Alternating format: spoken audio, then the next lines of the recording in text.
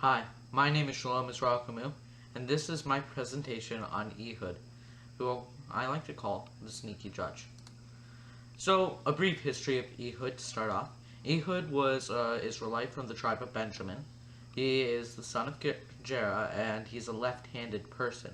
And that's going to come important later on, the left-handed part. Right now, what happens is, Eglon, king of Moab, was strengthened when Israel sinned against God. He possessed Israel with the help of Amnon and Amalek, and ruled Israel for 18 years.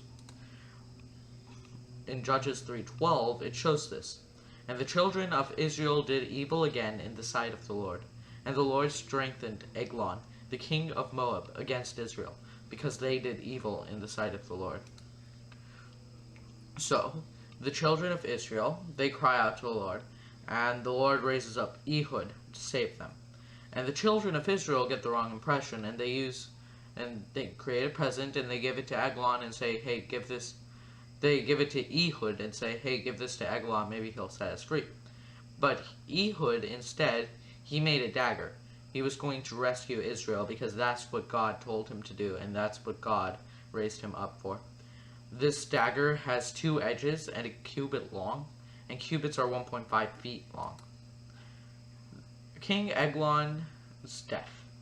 Ehud brings the present to the king, and he tells King Eglon that he has a secret errand to the king.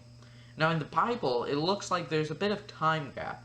So Eglon takes the present, he sets off, and Ehud comes back, and Ehud kills Eglon, after Eglon dismisses all his room, and Ehud escapes by locking the door to the king's chambers. And Ehud came up to him, and he was sitting in a summer parlor, which he had for himself alone. And Ehud said, I have a message from God unto thee. And he arose out of his seat, he being King Eglon. And Ehud put forth his left hand, and took the dagger from his right thigh, and thrust it into his belly. And the haft also went in after the blade, so that he could not draw the dagger out of his belly, and the dirt came out. So Ehud escapes, he locks the door to the king's chamber, and he blows a trumpet in the mountain of Ephraim, which is supposed to tell the children of Israel something's happened. And so he goes and he tells the Israelites, follow after me, for the Lord hath given the Moabites to you. And so he leads the Israelites to take back the fords of Jordan toward Moab, and the Israelites with him kill all of the Moabites in Israel, which are about 10,000. And there is peace for 80 years, which is 80 years. There's a few key points I'd like to point out in this passage. There is a consequence for sin, but God does forgive. The Israelites only had to ask for forgiveness one time, which is the point. Even though there was a punishment for the sin, God is merciful, and he forgave them after the Israelites cried out to him. God is also in control, even when it seems like he's not in control.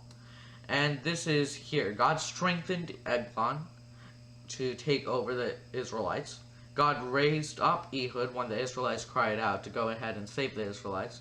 But the Israelites, here's what's interesting. They seem to have little faith in God, and they asked Ehud to petition before the king, basically. But Ehud made a dagger so that God could save the Israelites through him. But when the children of Israel cried out unto the Lord raised them up a deliverer, Ehud, the son of Bera, a Benjamite, a man left-handed, and by him the children of Israel sent a present unto Eglon the king of Moab. With the last point, there's 3 points. There is a consequence for sin, but God is merciful and he does forgive. God is in control, even when it seems like he's not in control. But, most importantly, without God, nothing is possible, and we must understand that.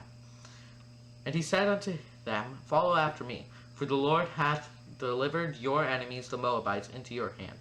And they went down after him, and took the fords of Jordan towards Moab, and suffered not a man to pass over.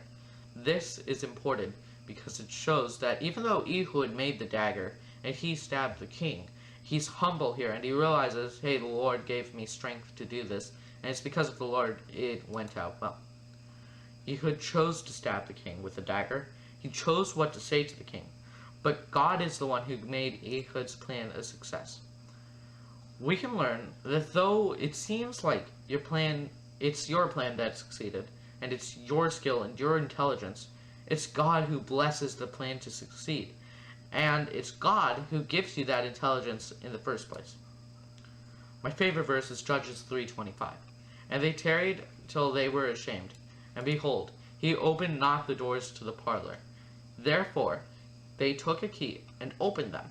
And behold, their Lord was fallen down dead upon the earth. So when God strengthened Eglon, he gives him servants. And these servants are so loyal to him that they won't embarrass him and they won't come in even if it's locked. But these servants turned out to be what saves Ehud in the end. So even though Eglon was strengthened by God, God always had a plan to deliver the Israelites from him. And that's why this verse is my favorite verse in the passage. Thank you for listening.